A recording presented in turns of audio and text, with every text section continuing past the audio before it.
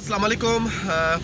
अॼु मां हिन वक़्तु मीरपुर ख़ास में आहियां ऐं मीरपुर ख़ास में अॼु मां वठण पियो वञा मीरपुर ख़ास जा सिंधड़ी अंब।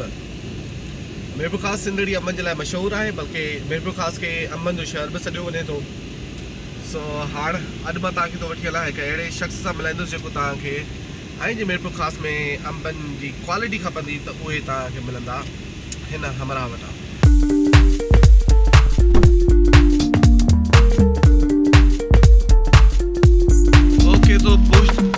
तो पुछंदे हिकिड़े तजी पुगायूं।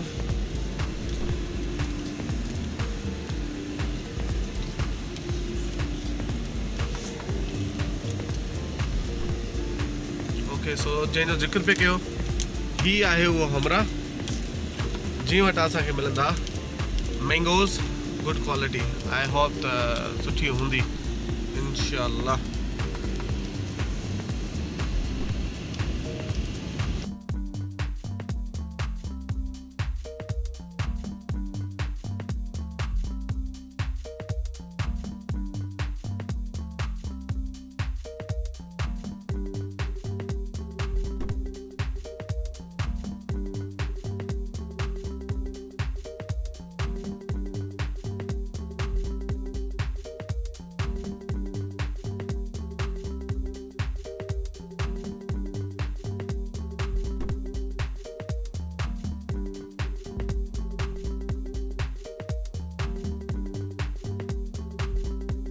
ओके दोस्तों, सो दो पावर बाबा हमें कम करे करे तकी भी आई भाषा कही और सदाई तई ताने दिसदा वरो जबरदस्त डैशिंग पर्सनालिटी आ पर एते बियो कम माणू कपन जाओ स्टिल एडी करण जे लाए माणू हालत थियो थी रेडी ना वरी सही हमरा लगे भलो तो असा जो ना दो आ मीरपुर ख़ास जो दो सो दो पावर जो हुआ मीरपुर ख़ास जी शान है। तमाम वडो एक्टिव नौजवान है। मेहरबानी हाणे वरी हिन खपे में भी बस सिंध सौगात सप्लायर जो असा टेक खयो हाणे ऐं उन्हें के जेको कम जारी रखूं पिया। अहिड़े क़िस्म जी गिफ्टिंग वारी पैकिंग वग़ैरह जंहिंखे बि दोस्त खे अंब खपनि सिंध में पाकिस्तान पूरे में कोशिशि करियूं पिया ॿाहिरि बि असांजो लिंक ठहे होॾां बि असीं सप्लाई जो कमु जारी कंदासीं।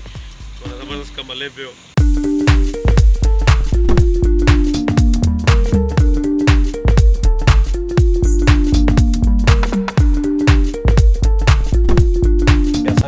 सिंध सौगात सप्लायर जे नाले सां ही असांजो सॼो कमु हले पियो, कारवा हले पियो अंबनि जी सप्लाई जो।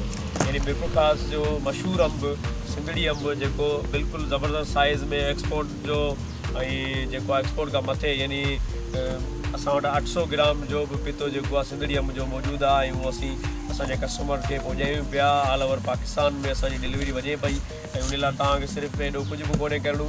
असांखे जस्ट हिकिड़ी कॉल करणी आहे या असांजे नंबर ते व्हाट्सअप जो हिकिड़ो मैसेज छॾिणो आहे ऐं पंहिंजो ऑर्डर बुक कराए त किथे बि असांजो अंब जेको आहे हासिलु करे सघो था। त सिंधड़ी अंब जेको आहे हींअर सिर्फ़ु 15 ॾींहं या 20 ॾींहं ॿिया हलंदो, उन खां पोइ ॿियूं वेराइटीज़ जेके आहिनि उहे अची वेंदियूं। छो त हींअर मीरपुर ख़ास जा तक़रीबन बाग जेके आहिनि उहे ख़तमु थी चुका आहिनि, सिंधड़ी अंब उन मां पटिजी चुको आहे ऐं हाणे असांखे बि मुश्किलात थिए थी थोरी सिंधड़ी अंब जो जेको आहे ही चॉइस जेको आहे उहो वठण में। जेको कस्टमर जेको आहे सदाईं चवे थो दफ़ा असांखे अहिड़ो अंब खपे माना टेस्ट ज़बरदस्त हुजे, ॾिसण में बि ज़बरदस्त हुजे, इन लाइ थोरी महिनत बि लॻे थी ऐं उन्हनि ताईं असीं माना हीअ शइ पुॼायूं पिया ऐं जेतिरो जल्दी थी सघे सिंधड़ी अंब जा शौक़ीन अची पंहिंजो ऑर्डर बुक कराइनि ताकी ईअं न थिए जो इहो अंब जेको आहे तव्हांखे वरी इलाही महांगो मिले। पर असांजो जेको आहे उहो 033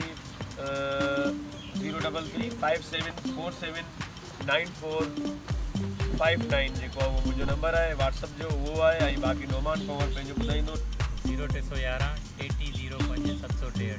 हींअर ताईं जेको आहे 250-300 खां मथे बॉक्सिस ऐं पेटियूं जेको आहे माण्हुनि खे ॾेई चुका आहियूं ऐं असां वटि 150-200 खां मथे जो जेको ऑर्डर आहे उहो हींअर पेंडिंग में पियो आहे, जंहिंजी जेको आहे तव्हां ॾिसी रहिया आहियो तयारी हले पई।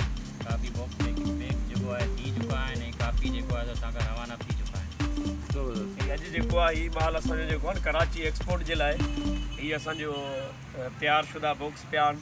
हीअ सभु जेके आहिनि उहे हिकिड़े ई माण्हू जा आहिनि, हिकिड़ो ई उहो जेको आहे पंहिंजे गिफ्टिंग पर्पज़ जे लाइ उहो वठे पियो ऐं उन जी तयारी में असीं लॻा पिया। वैराइटियूं जेके आहिनि उहे असां वटि सभई मौजूदु आहिनि।